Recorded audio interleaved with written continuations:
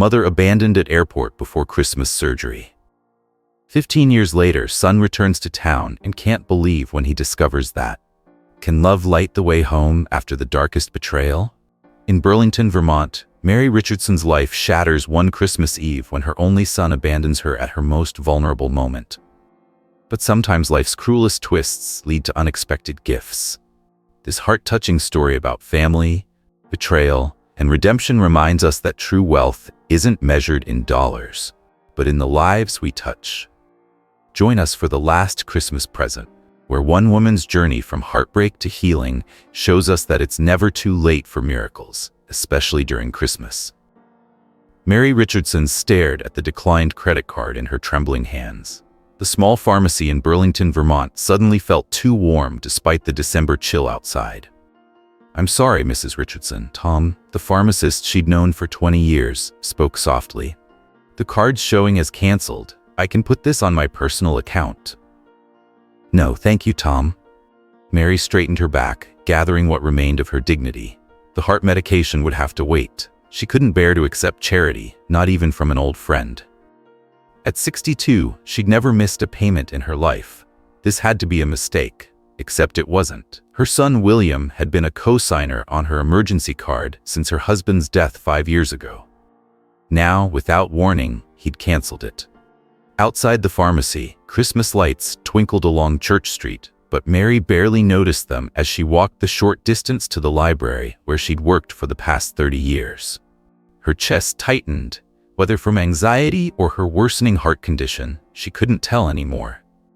The Burlington Public Library's children's section looked like Santa's workshop. Mary had spent the weekend transforming it with handmade decorations, just as she did every year. The kids called her the Christmas Lady, and she'd earned that title through decades of bringing stories to life with different voices and animated gestures. "Mrs. Richardson," little Emma called out as Mary entered. "Are we having story time today?" "Of course, sweetheart." Mary managed a warm smile, pushing her worries aside. 20 children sat cross-legged on the carpet, waiting for their daily Christmas story. Their excitement was contagious, helping her forget about the declined card, at least for a moment.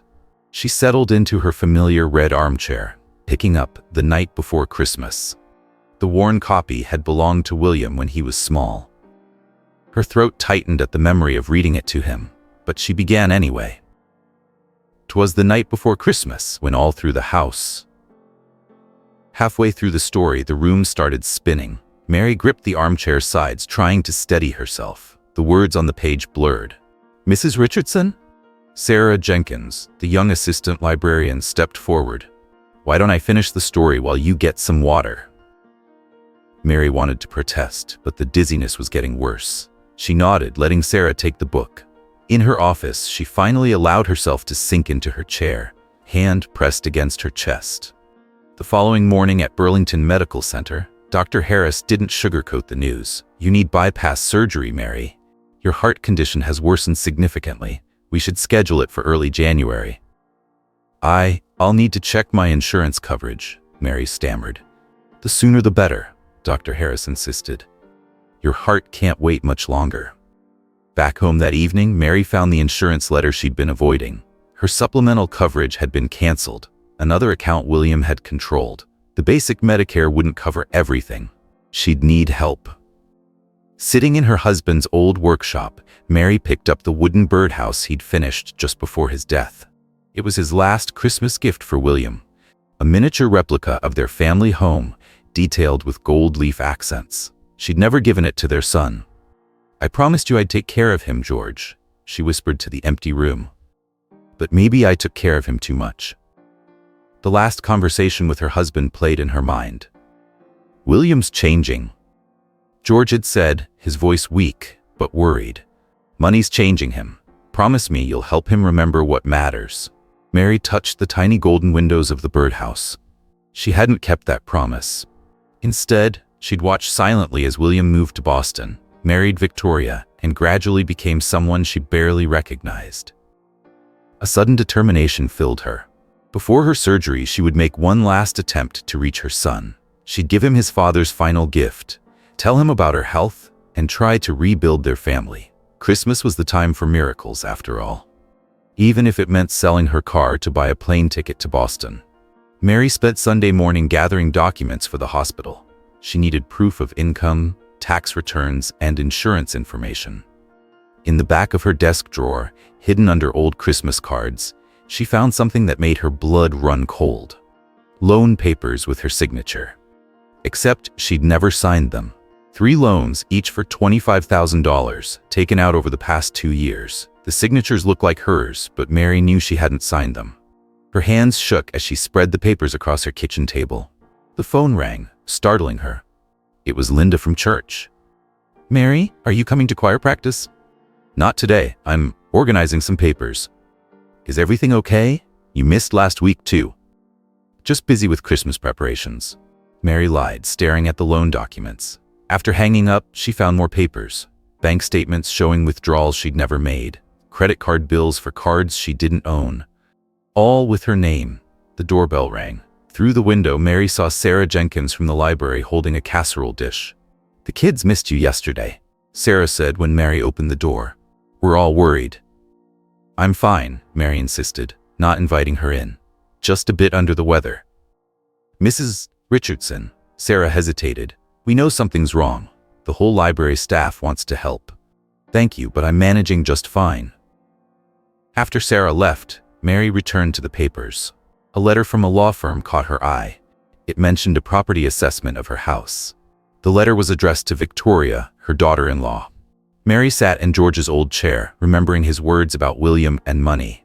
She'd ignored the signs for years, the expensive suits, the luxury car, the way he'd stopped visiting unless he needed something. Father Michael called that afternoon. "Mary, people are concerned. You're not yourself lately. I found some loans in my name, Father. Loans I never took out." Silence on the line. "William?" he finally asked. "Who else?" "And Victoria's been having my house assessed. I think they're planning to sell it." "You need to report this, Mary." "He's my son. That doesn't make it right." Mary looked at the wooden birdhouse on the mantel. George had spent months carving every detail, even as his health failed. "I made a promise to his father. George wouldn't want you to let William steal from you." "I have to try one more time," Mary said. "I'm going to Boston." "At least let the church help with." "I'm selling my car," she interrupted. "It should cover the plane ticket and a few nights' hotel." That evening, Mary packed the birdhouse carefully in bubble wrap. Her neighbor watched as she placed a "for sale" sign on her old Buick. "You sure about this?" he asked. "It's just a car," Mary said, though they both knew it was George's car, the last thing she had from him besides the house.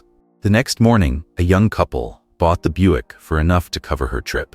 As they drove away in George's car, Mary held the wrapped birdhouse close. "I have to try," she whispered, "one last time." She booked a flight to Boston for December 23rd. In her purse, she placed the loan documents and property assessment letter. Maybe seeing them would make William understand what he was doing to her. The community continued trying to help. Casseroles appeared on her porch.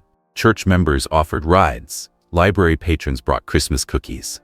Mary accepted their kindness, but kept the truth to herself.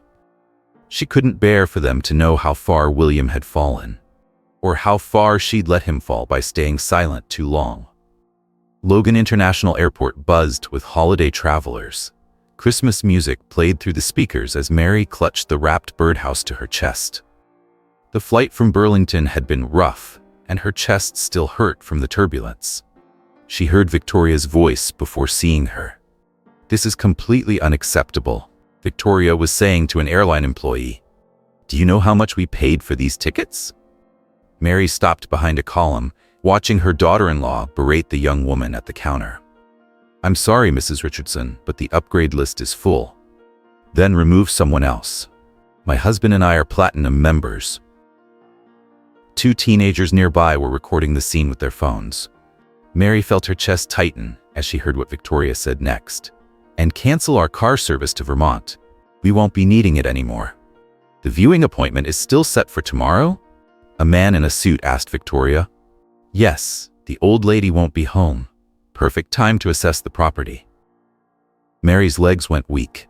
They were planning to view her house tomorrow, while she was supposed to be here in Boston. "The market's hot," the man continued. Once we get her to sign. She'll sign, Victoria interrupted. She doesn't have a choice with those loans. Mary stepped out from behind the column. William stood near the first-class counter checking his phone. William? Her son looked up, his face shifting from surprise to irritation. Mom? What are you doing here? I needed to see you. Mary's voice shook. I have something from Dad. Victoria walked over, her heels clicking on the terminal floor. Mary, what a surprise. We're actually running late for our flight. To where? Bora Bora, William said, not meeting her eyes. 2 weeks at the Four Seasons. I need to talk to you about the loans, William. And why are people viewing our house tomorrow? Victoria's eyes narrowed. You shouldn't eavesdrop, Mary. That house is all I have left. Mom, this isn't the time, William sighed. We can discuss this when we get back. I need heart surgery in January. William checked his watch. There are excellent nursing homes in Vermont. Assisted living facilities, Victoria corrected, much more elegant than nursing homes. Mary held out the wrapped birdhouse. Your father made this, his last Christmas. We're redecorating with a minimalist theme, Victoria interrupted. No space for crafts. William wouldn't take the package. Mom, you need to understand, Victoria and I have a certain lifestyle now. Final boarding call for first-class passengers, the intercom announced. That's us, Victoria smiled. Mary, why don't you donate that to your little library? The children might enjoy it. Mary stood frozen as they walked away. Through tears, she watched William hand their boarding passes to the gate agent. He didn't look back. A hand touched her shoulder. The airline employee Victoria had yelled at stood there with a tissue. I'm sorry, the young woman said. I recorded their conversation about the house. You might need it. Mary's chest pain was getting worse. The room started spinning. Ma'am? Are you all right? She wasn't. The birdhouse slipped from her hands as she collapsed. She woke up in the airport medical office. The Christmas music was still playing. I'll be home for Christmas. Blood pressure's too high, a medic was saying. We should transport her. No, Mary whispered. I need to get home. At least let us. Please, I have to get back to Vermont. News of her collapse reached Burlington before she did. When her taxi pulled up to the library, Sarah was waiting outside. Everyone's worried sick, Sarah said. Why didn't you tell us about William? About any of it? Mary looked at the wrapped birdhouse, now slightly dented from its fall, because saying it out loud would make it real. The library's Christmas lights blurred through her tears as Sarah helped her inside, away from the cold. The library staff meeting room was packed. Mary sat at the table, hands wrapped around a cup of tea, as her friends and colleagues processed what they'd just learned.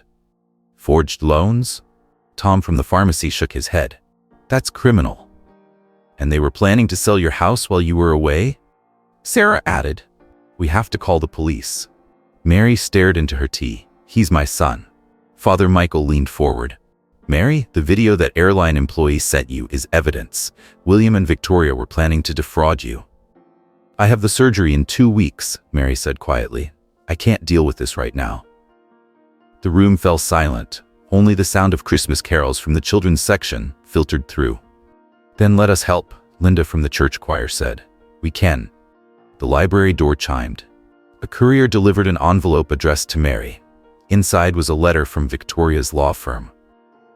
Dear Mrs. Richardson, our client has documented evidence of your cognitive decline, including witnesses to recent episodes of confusion and physical collapse.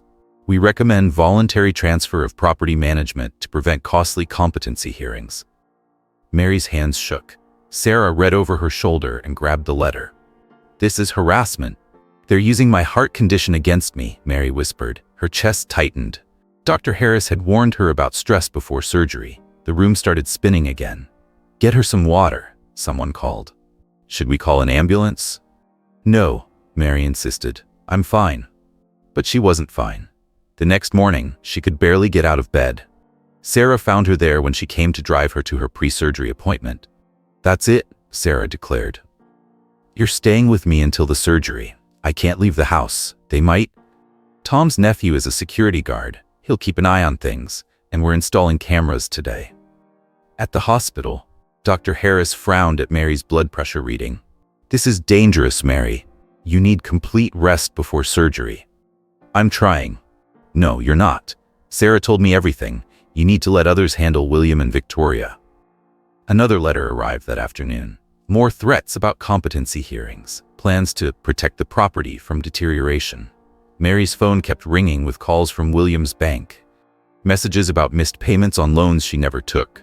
The community rallied. Church members took shifts watching her house. Library patrons brought meals. Tom's pharmacy delivered her medications at no charge. "We've got you," Sarah kept saying. "Let us help." But at night, alone in Sarah's guest room, Mary would hold George's birdhouse and cry. The tiny golden windows caught the Christmas lights from outside. "I failed him," she whispered to George's memory. "I failed both of you." Father Michael visited with legal papers. "Just temporary power of attorney," he explained, "so we can fight the loans while you recover. I can't drag everyone into this mess. We're already in it. We're family too." The next letter from Victoria's lawyers was delivered to the library. Sarah intercepted it. "Enough," she said, gathering the staff. "We're doing Christmas at Mary's house this year, a full celebration. Let's see them try to claim abandonment with a house full of people." Mary watched her friends transform her home into a Christmas wonderland. They hung lights, baked cookies, played carols. "The kids want to do their Christmas reading here," Sarah announced. "All 20 of them, with parents." For the first time since Boston, Mary felt something besides pain. She had lost one family.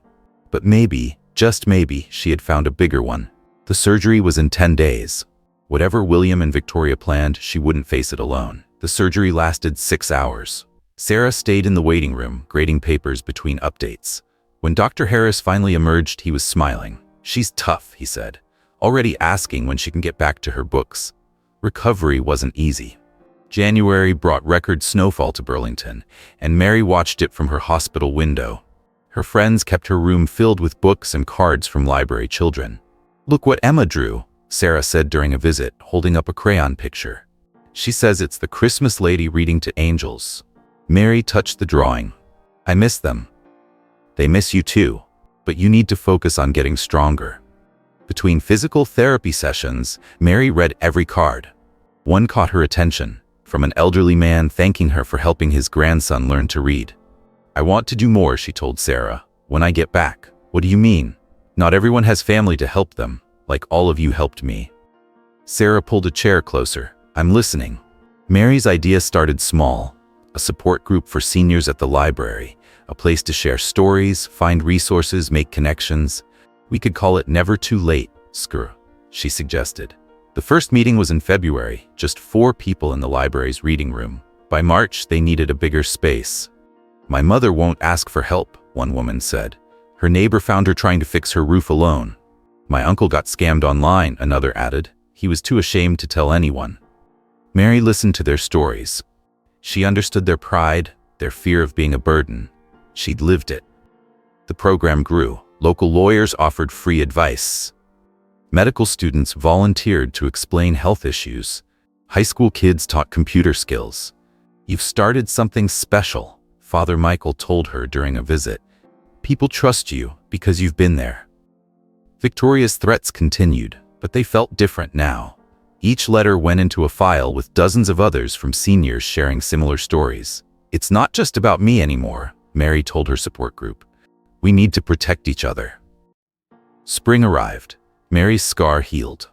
The library's new senior program became a model for others in Vermont. "Burlington Times wants to interview you," Sarah announced one morning. "About what?" "The program. They're calling it a grassroots movement against elder abuse and isolation." Mary thought about William, about all the signs she'd missed or ignored. "Maybe if I'd had support earlier." "You can't change the past," Sarah said, "but you're changing the future." The article ran on Easter Sunday. Mary's phone didn't stop ringing. Other libraries wanted to start similar programs. "We need volunteers," she told her regular group, "people who understand what it's like." They understood. Soon, seniors weren't just getting help, they were giving it, teaching crafts, sharing skills, building connections. "My daughter tried to take my house," one man shared. "Now I have lawyers and friends watching out for me. Because of you, Mary." The Christmas birdhouse sat in Mary's office, its tiny golden windows catching the spring sun. Sometimes she touched it, remembering George's words about helping William remember what matters. I couldn't help him, she told Father Michael, but maybe I can help others. You already are. Summer approached. The program had over 100 regular members. They called themselves Mary's family. Not my family, she corrected them. Our family. Victoria's letters stopped coming. The bank calls ended. Mary's new lawyer friends had made sure of that. But at night, alone with George's birdhouse, she still prayed for William. Not for him to come back. Just for him to find what she had found. The truth that real wealth isn't in houses or bank accounts. It's in the lives we touch. The manila envelope arrived on a Tuesday morning. Inside were documents that made Mary's blood run cold. It's not just you, Sarah said, spreading the papers across Mary's desk at the library. Victoria's done this before. Police reports, civil court filings, news clippings from Boston, all showing the same pattern: elderly parents and in-laws losing their homes through suspicious loans and competency claims. Her own mother lost everything, Sarah pointed out, 3 years before she married William. Mary stared at a photo of Victoria's mother, now living in a state facility in Massachusetts. The woman had once owned a brownstone in Boston. Does William know? That's what we need to find out. The never-too-late meeting that afternoon was packed. Mary's hands shook as she shared the documents. This isn't about me anymore, she told the group. How many others are out there? Too ashamed to ask for help. Jim, a retired police officer, raised his hand. My sister in Boston. Same thing happened 2 years ago. Different lawyers, but same tactics. More stories emerged. More connections. Victoria's law firm had a pattern of targeting elderly property owners. We need to do something, Linda said. But William. Mary's voice trailed off. Father Michael spoke up from the back. Mary, protecting others isn't betraying your son. It's protecting him too. The group spent hours organizing the evidence. Property records, bank statements, legal threats. A pattern emerged, stretching from Boston to Burlington. They're moving up the coast, Jim explained. Using the same playbook in each city. Mary's phone rang. A lawyer from Boston. Mrs. Richardson, your daughter-in-law Victoria, she's under investigation here. We need to talk.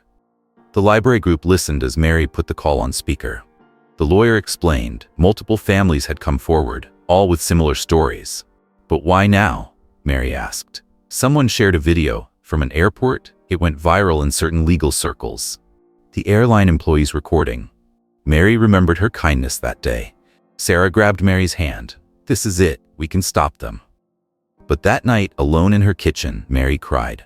The birdhouse sat on her counter, its tiny windows dark. He must have known, she told Father Michael the next day. William must have seen what Victoria was doing. Maybe, maybe not. People blind themselves to truth sometimes. More documents arrived, more stories. Victoria's pattern went back years before she even met William. She targets vulnerable families, Jim explained during an emergency meeting. Uses marriage to gain access, then moves on. Like a predator, someone added. Mary thought of William's changed behavior over the years. The canceled cards, the altered signatures, the cold dismissal at the airport. I have to know, she told Sarah. If he knew, if he helped her. Are you sure you want that answer? No, she wasn't sure, but she needed it. The group rallied around her. They organized the evidence, made timelines, traced patterns. Whatever you decide, Sarah said, we're here. That evening, Mary opened her father's Bible. A paper fell out, an old letter from William, written just after he met Victoria. She's helping me become someone better, he'd written. Someone worthy of the Richardson name. Mary touched the words. Had Victoria targeted William too? Seen his ambition, his desire to prove himself? We protect everyone, she told her group the next day, even those who hurt us. They understood. This wasn't about revenge. It was about prevention, about making sure no other family faced what Mary had faced, what William might have faced too. The news broke on a Thursday morning. Mary was shelving books when Sarah rushed in with the Boston Globe. Financial scandal rocks Boston firm, the headline read. Senior partner Victoria Richardson accused of multi-state fraud scheme. The article detailed everything: the forged documents, the stolen properties, the elderly victims. Victoria had been running the scheme for years, using her position at the investment firm to identify targets. There's more, Sarah said quietly. Turn to page 3. A smaller headline. Junior partner William Richardson found unresponsive in hotel room. Mary dropped the newspaper. No. He's alive, Sarah said quickly. They got to him in time. The library staff gathered around as Mary read the details. William had taken pills in a Boston hotel room. A housekeeper found him with a note. I didn't know, the note read. I should have known. Father Michael arrived minutes later.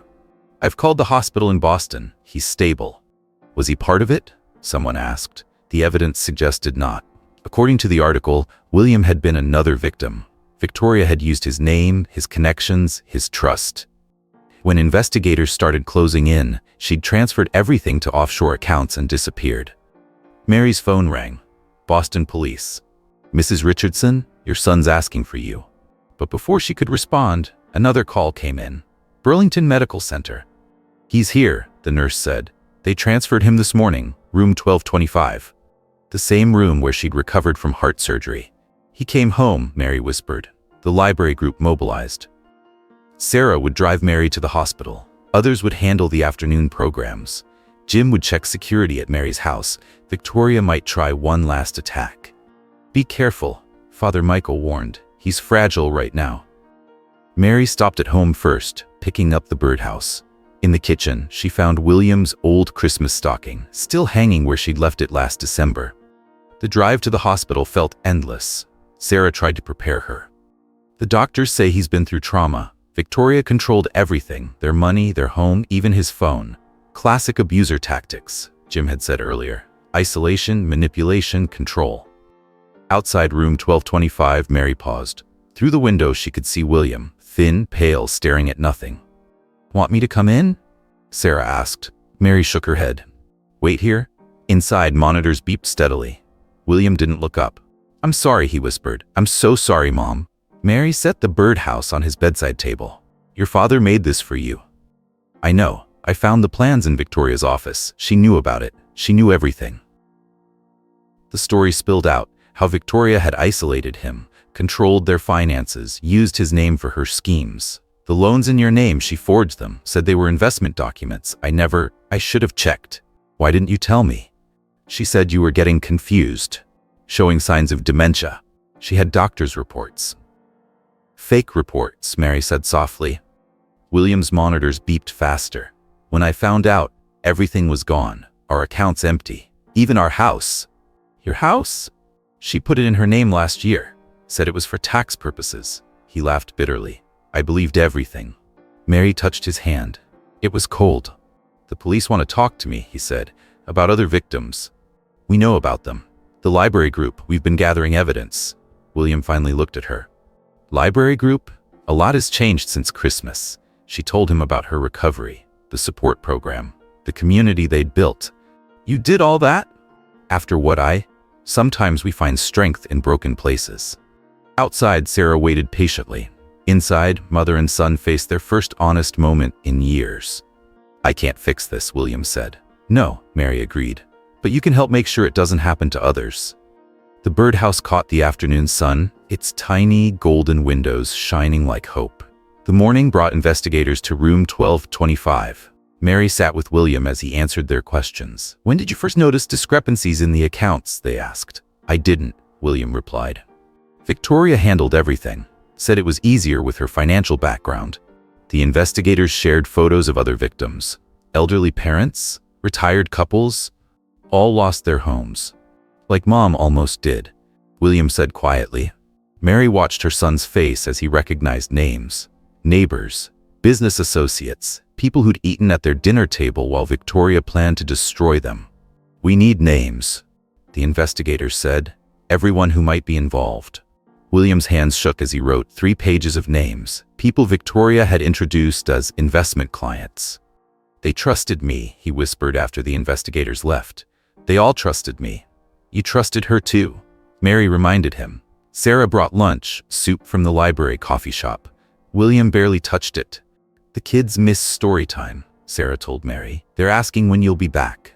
Story time, William asked. Your mother reads to them every afternoon, except now, of course. William stared at the birdhouse on his table. You used to read to me like that.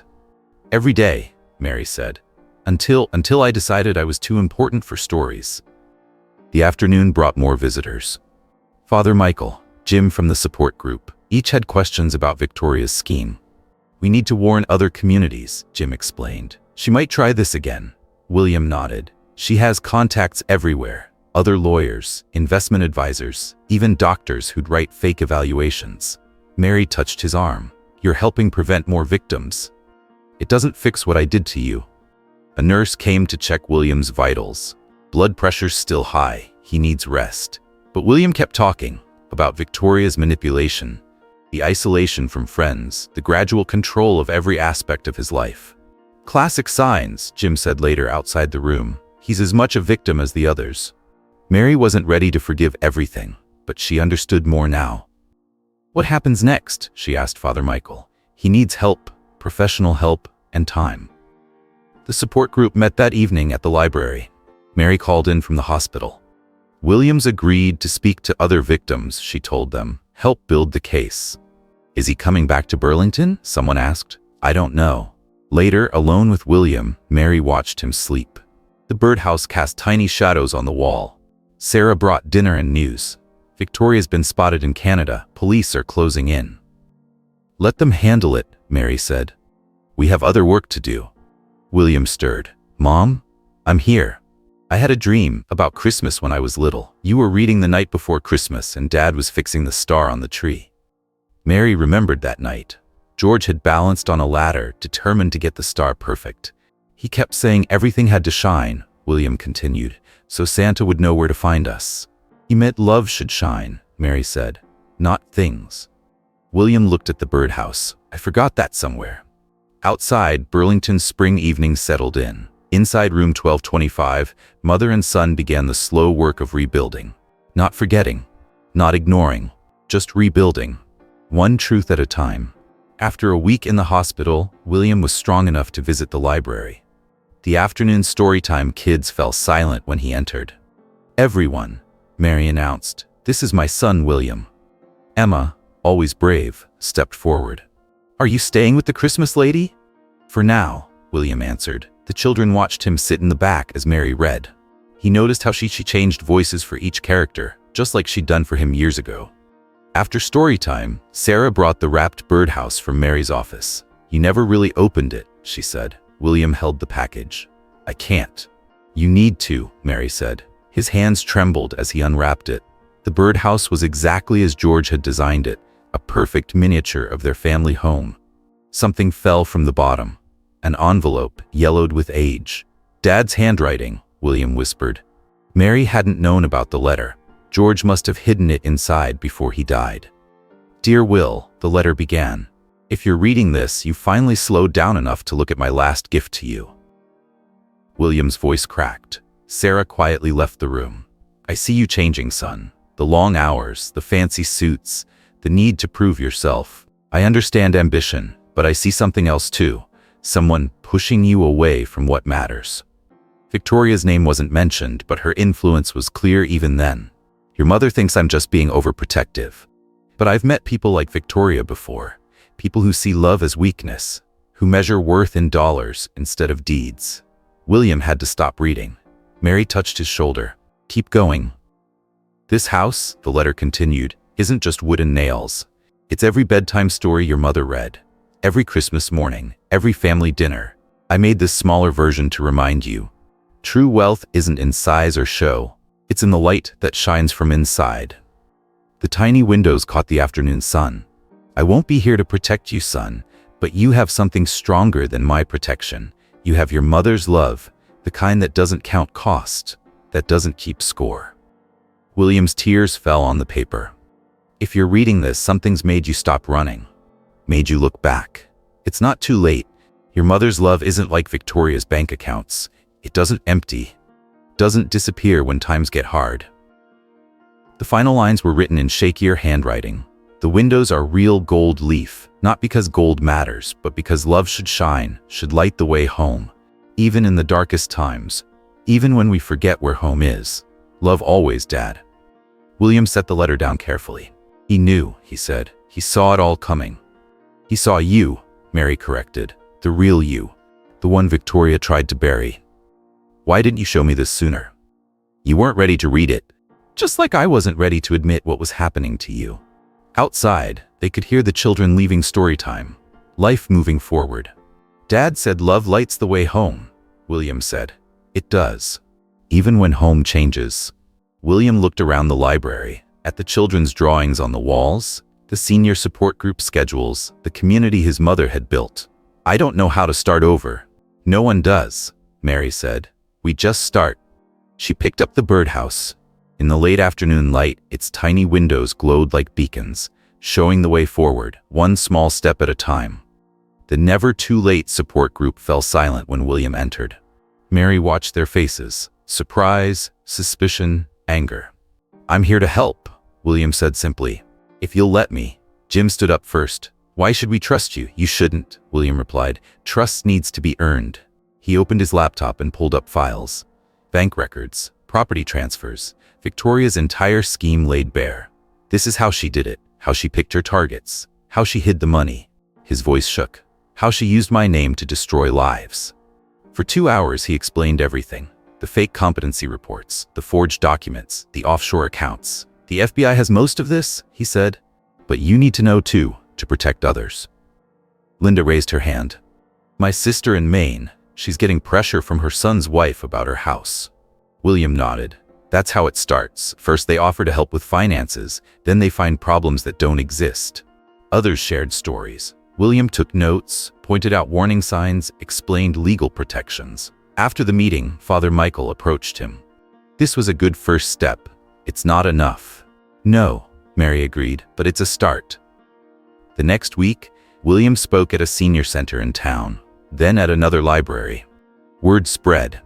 He's not sugarcoating anything, Jim told Mary. He's admitting his part in it. More victims came forward. William worked with investigators, piecing together Victoria's network. She's not working alone, he explained during another meeting. There are lawyers, doctors, bankers, all profiting from stealing homes. The community watched him carefully, tested his sincerity, challenged his motives. William accepted their doubt, earned trust slowly. One afternoon, Emma's grandmother approached him at the library. My friend Helen, she said. She's afraid her daughter-in-law is doing the same thing. William spent hours reviewing Helen's documents, found the warning signs, helped her protect herself. You're good at this, Mary observed. I know all the tricks now, he said quietly. All the lies. The support group grew. William's knowledge helped create new safeguards. Warning systems.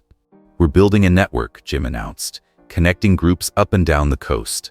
Mary watched her son work, saw him using his business skills to protect instead of profit. Some people still didn't trust him, wouldn't accept his help. They have every right, he told Mary. I have to live with what I enabled. But others saw his change, recognized genuine remorse. Sarah found him one evening, still working in the library. There's a shelter in Boston, she said. For elderly abuse victims, they need legal help. William looked up from his laptop. I'll call them tomorrow.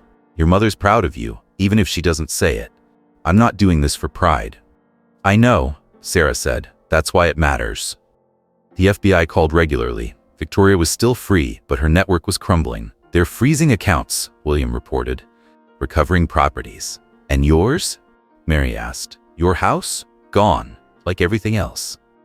He looked around the library. But maybe that's good. Clean slate. The birdhouse sat in Mary's office, its windows catching sunset light. Different now. Not a reminder of loss, but a guide toward redemption. One life at a time. Fall turned to winter. William found an apartment near the library, walking distance from Mary's house. Each morning, he helped open the library. Each afternoon, he attended support group meetings. The FBI called with news. We've frozen most of Victoria's accounts. She's running out of resources. And the other victims? William asked. Some properties are being recovered. It's slow, but it's happening. Mary watched her son work. He'd taken a part-time job at a local law firm, specializing in elder protection. His salary was a fraction of what he'd earned in Boston. Are you sure about this? She asked one evening. For the first time in years, he replied. The support group had grown to over 200 members across Vermont. William's warning system had prevented 3 attempted property schemes. Your son saved my house, an elderly woman told Mary during story time. Victoria's law firm tried the same thing with my grandson's wife. December arrived. The library staff started planning the annual Christmas celebration. "We need someone to play Santa," Sarah announced, for the children's reading. William looked up from his laptop. "Dad used to do that." "Every year," Mary said. That evening, William found his father's old Santa suit in Mary's attic. "It needs cleaning," he said. "Maybe some repairs." "Linda from the church can help," Mary offered. "She's good with alterations." The community watched William prepare for the role. Some still had doubts. "He seems different," Jim admitted, "but people can fake change."